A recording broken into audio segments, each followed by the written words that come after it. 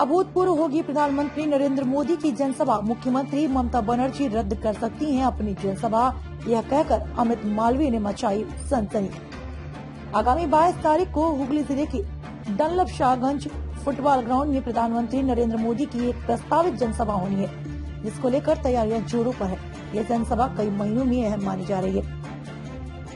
राजनीतिक हलकों की माने तो जनसभा में भारी भीड़ बढ़ेगी और विधानसभा चुनाव से पहले भारतीय जनता पार्टी का यह एक शक्ति प्रदर्शन भी होगा। ठीक इसी जनसभा स्थल पर 24 तारीख को प्रदेश की मुख्यमंत्री ममता बनर्जी भी जनसभा करेंगी।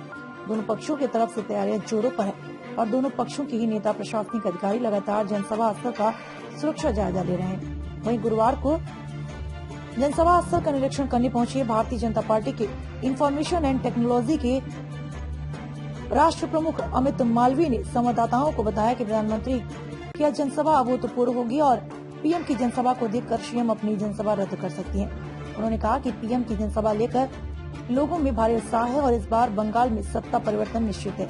आगे कहा कि जिस प्रकार का उत्साह क्षेत्र के इस कार्यक्रम के लिए देखा जा रहा है, पूरी उम्मीद है कि प्रधानमंत्री जी का कार्यक्रम अभूतपूर्व होगा और इस सभा की गूंज बंगाल के चुनाव में दूर दूर तक सुनाई देगी।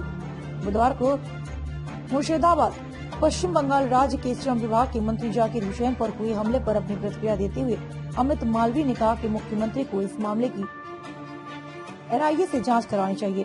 कहा कि जिस राज्य में मंत्री तक सुरक्षित नहीं, उस राज्य में आम लोग कैसे सुरक्षित रह सकते हैं।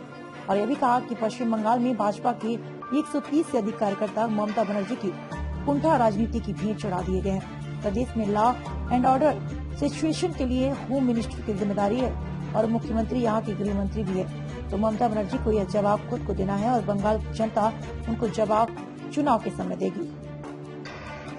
और कहा कि भाजपा नेता शुभेंदु अधिकारी शंकुदेव पंडा पर भी हमला हुआ और इस हमले में कोलकाता बीजेपी अध्यक्ष शिवाजी सिंह राय बुरी तरह से घायल हो गया। इन्हें कोलकाता के एक निजी अस्पताल में इलाज के लिए दाखिल करवाया गया। बंगाल में अब इस प्रकार के हमले आम बात है। सोचने वाली बात यह है कि राज्य की गृह मंत्री मुख्यमंत्री सभी मामले में चुप्पी साधे बैठी हैं। आगे उन्होंने कहा कि भारतीय जनता पार्टी की सरकार बनने पर बंगाल में सिर्फ डनलप फैक्ट्री ही नहीं, बल्कि पिछले 10 सालों में बंद हुई ढेरों फैक्ट्रियों को पुनः खुलवाने को लेकर विचार किया जाएगा। इस समय बंगाल सोनार बंगला कहलाता था, जिसकी वजह यहाँ बड़ी तादाद में कल कारखानों का होना था। अब सोनार बंगाल की जो परिकल्पना प्रधानमंत्री जी ने दी है, उसको साकार करने के लिए हर संभव कदम उठाएंगे। रॉकेट दी संजय दा और प्रेसिडेंट गौतम देखन उपस्थित आছেন এখন माननीय अमित 22 तारीख को यहाँ पर माननीय प्रधानमंत्री जी का जनसभा होगा और उस जनसभा से पहले उस कार्यक्रम की तैयारी की समीक्षा के लिए यहाँ पर हम सब आए हुए हैं। हुगली की सांसद लोकेट चैटर्जी और प्रदेश के महामंत्री संजय सिंह जी जो इस कार्यक्रम के इंचार्ज हैं, वो भी यहाँ पर हैं।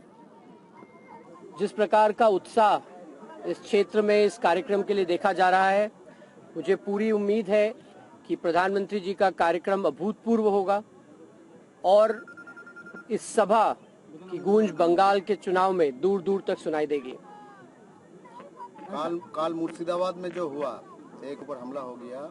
आज सीएम ने बोला है कि ये रेल का एरिया है, इसका दाय रेल को लेना चाहिए और ये जो ब्लास्ट हुआ ये रिमोट से किया गया है और ये कॉन्स्पिरेसी है, ये पूरा राजनीतिक षड्यंत्र साजिश है।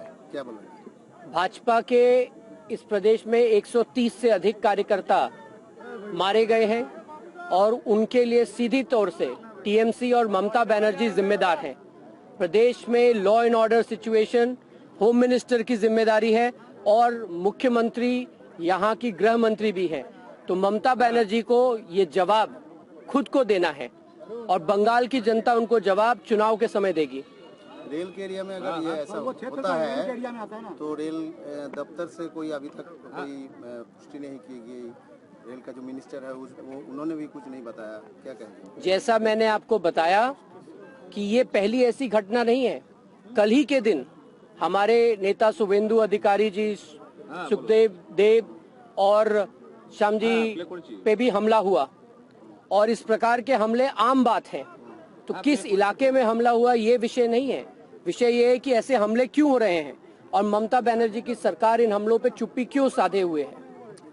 अभी कुछ ही दिन बाद इलेक्शन होने वाला है, एक मिनिस्टर के ऊपर ऐसा हमला कितना सीरियस मैटर है? बहुत सीरियस मैटर है और ममता बनर्जी को इसका जवाब देना चाहिए कि बंगाल आज इस स्थिति में कैसे पहुंच गया कि उनके मंत्री भी सुरक्षित नहीं है। अगर मंत्री सुरक्षित नहीं है तो आम जनता कैसे सुरक्षित रह सकती है? ममता बनर्जी इसके लिए स्पष्ट रूप से जिम्मेदार हैं। ये जो ब्लास्ट हुआ रिमोट से ब्लास्ट किया गया है ऐसा बोला है सीएम ने, क्या कहेंगे? इन्वेस्टिगेशन कराना चाहिए, एनआईए को बुलाए ममता बनर्जी। आप क्या मांग करेंगे?